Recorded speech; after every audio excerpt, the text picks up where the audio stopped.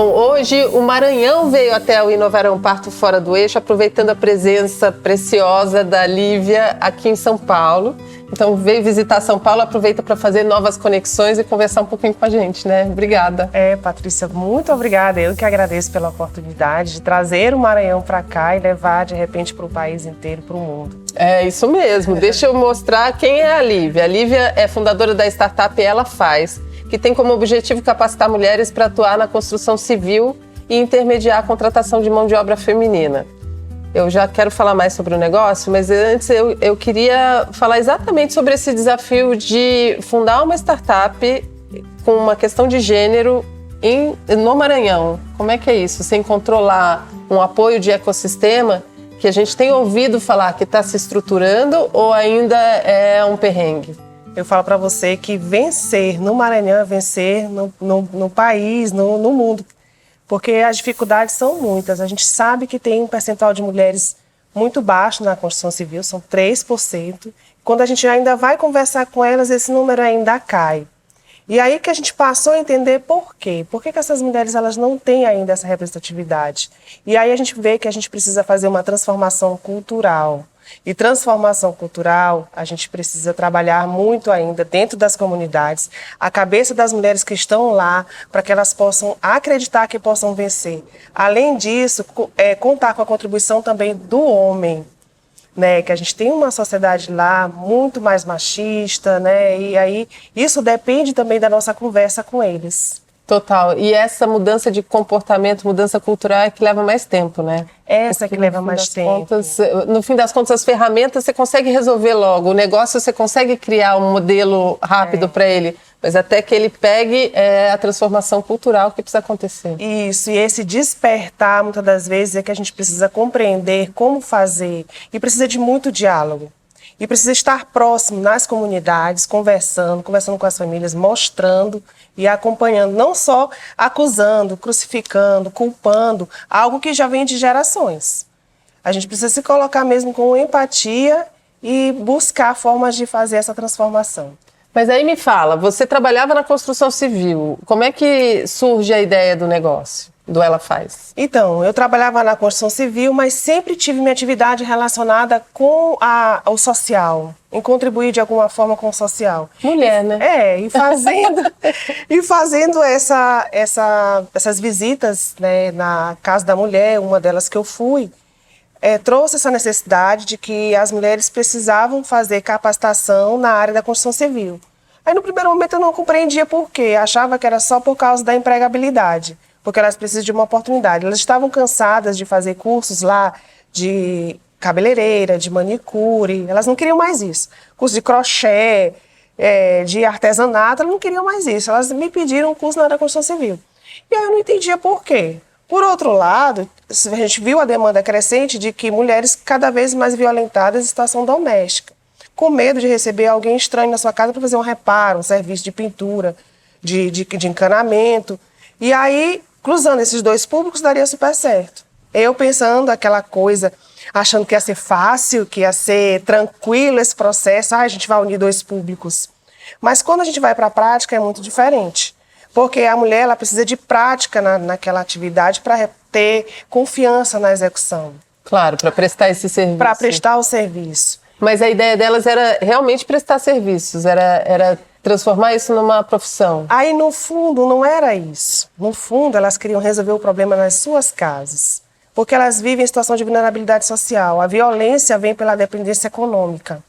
E como elas vivem com a dependência econômica e elas querem poder ter a oportunidade de melhorar a sua vida, de sair daquele ciclo de violência, mas não só pelo financeiro, mas ter condições de ter uma casa, né? De poder se livrar daquela dependência e poder criar seus filhos, de construir um compartimento, de não ter um banheiro, de não ter uma cozinha. Então aí, depois dessa compreensão, a gente passou a atuar de forma diferente. Não só pensando em fazer um marketplace, em fazer essa ligação de prestação de serviço, mas também poder qualificá-las para que elas possam fazer o serviço nas suas casas e, posteriormente, quem sabe, se acharem que deve entrar no mercado de trabalho nesse ramo, ou em outro que sonhar. Porque quando você qualifica na área da construção civil, na indústria, você pode atuar em diversas frentes. Você está ali capacitado, de repente, para ser uma apontadora de obra, para ser uma almoxarife, uma despachante, não só naquela atividade, porque você vai ter um conhecimento amplo, você começa a ter um conhecimento de matemática, de leitura, de diversas formas. Aí me fala dessa evolução do modelo de vocês, porque vocês eram uma plataforma, um aplicativo. Imagino que você tenha investido nisso. Aí Sim. depois vai evoluindo e você vê que precisa investir em outra coisa e às vezes até abandonar a ideia anterior. Isso precisou acontecer com você? Precisou. Porque a gente não se apaixona pela solução, a gente se apaixona pelo problema. Então a gente precisa, para resolver o problema, ter a mente aberta, abandonar, inclusive, o investimento que você teve, para não perder mais, e para persistir. Quando você tem que persistir na sua ideia, validar a sua ideia, quando é startup, é justamente o termo startup, porque a sua ideia precisa ser validada. Então você vai testando até dar certo. Se você sabe que aquele problema existe e que ele precisa encontrar uma solução e você se predispõe a encontrar, você precisa mudar a sua cabeça. Então, dentro desse processo, a gente passou pelo app que a gente construiu. E aí esse app não deu certo, ele é lindo, maravilhoso. Está lá ainda na plataforma Google, todas as plataformas para ser baixado. Só que para ele funcionar corretamente, ele precisa ter um suporte que é caro e precisa ter um volume maior de profissionais qualificados para que ele se mantenha. Isso a gente não tem hoje no mercado. Então seria você precisa ter essa clareza e identificar que não funciona, então parte para outra. Isso, porque você tem que buscar um jeito de viabilizar o negócio. Isso.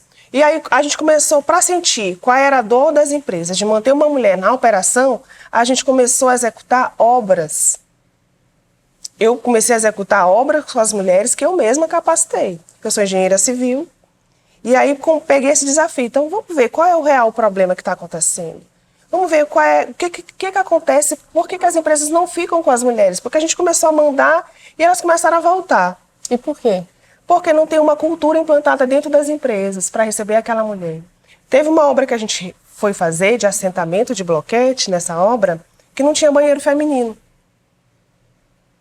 E aí a gente foi falar com o gestor da obra para botar um banheiro, ele disse que não, que a gente quisesse que providenciasse um banheiro e colocasse e levasse para a obra. Então, que tipo de consciência que parte do gestor para que possa ainda resolver esse problema? Então, aí que a gente vai e leva uma outra solução.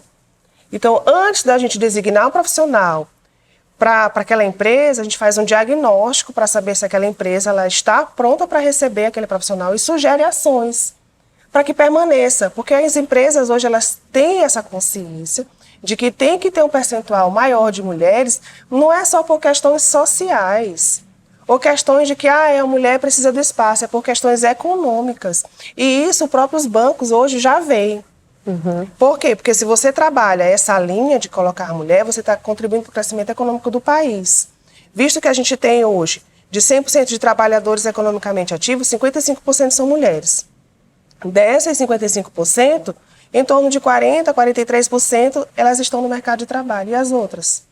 Enquanto os homens, 80% estão no mercado de trabalho. Então, se a gente tem hoje um déficit de mão de obra qualificada, a gente precisa economicamente o país crescer, o mundo hoje já vê isso, inclusive é uma das propostas da ONU, por isso, colocar mulheres, a gente precisa trabalhar a qualificação e pegar aquela mulher que precisa, que está ali em situação de vulnerabilidade social, que precisa de educação e precisa de emprego. Agora conta pra gente, você falou que entrou em editais, criou projetos, né? Eu queria falar um pouco do ecossistema do Maranhão. Uhum.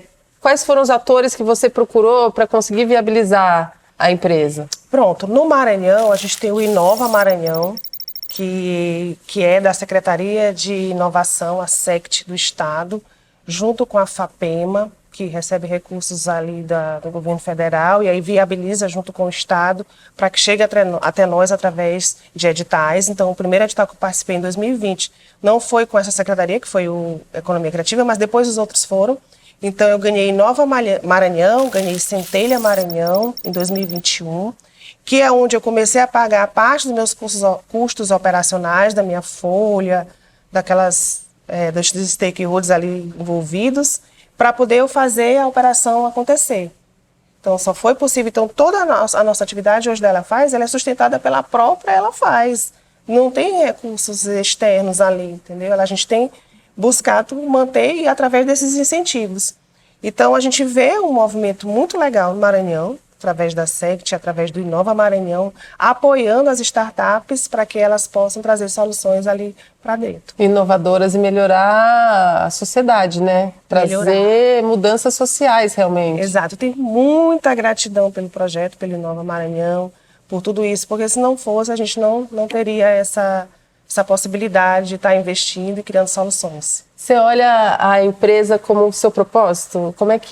Qual é a sua relação? Eu sei que você já empreende faz tempo. Sim. Você tem uma indústria de pré-moldados, não é isso? Na área da construção civil. Isso. Tem diferença no propósito dos dois negócios? Eu sempre olhei a empresa como uma oportunidade de fazer com que os funcionários pudessem ter a oportunidade de mudar de vida. Eu sempre olhava isso. Então, que a gente pudesse criar condições para que todo mundo pudesse melhorar, não só a gente. Claro. Né? Então, eu sempre olhei dessa forma. Mas quando eu investi na startup da Ela Faz, foi um propósito muito maior. Foi de impactar não só o que estava dentro, mas fora. Né? Então, poder promover que as pessoas fora, que fossem atendidas pela startup, pudessem transformar e melhorar de vida, transformar suas vidas.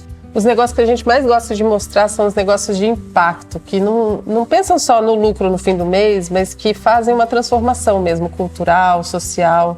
Eu acho que o Ela Faz tem tudo a ver com isso, né? Tem, a gente está disposta a promover essa transformação, mas de forma consciente, né? E que todo mundo ganhe. A gente precisa faturar, a gente precisa ganhar. O lucro é importante, não é que eu estou dizendo que não é, mas não é só isso, né? Não é só isso, é fazer uma entrega de fato, concreta, de que a gente promove impacto e contribui para o crescimento do país. É isso. Sucesso. Obrigada por ter vindo. Obrigada, eu que Obrigada, adorei. agradeço. Adorei. Aqui pode abraçar, as outras são online, aí não pode. A gente sente uma falta, fica aquela, então tá, um beijo, até a próxima. Mas a próxima a gente vai lá no Maranhão.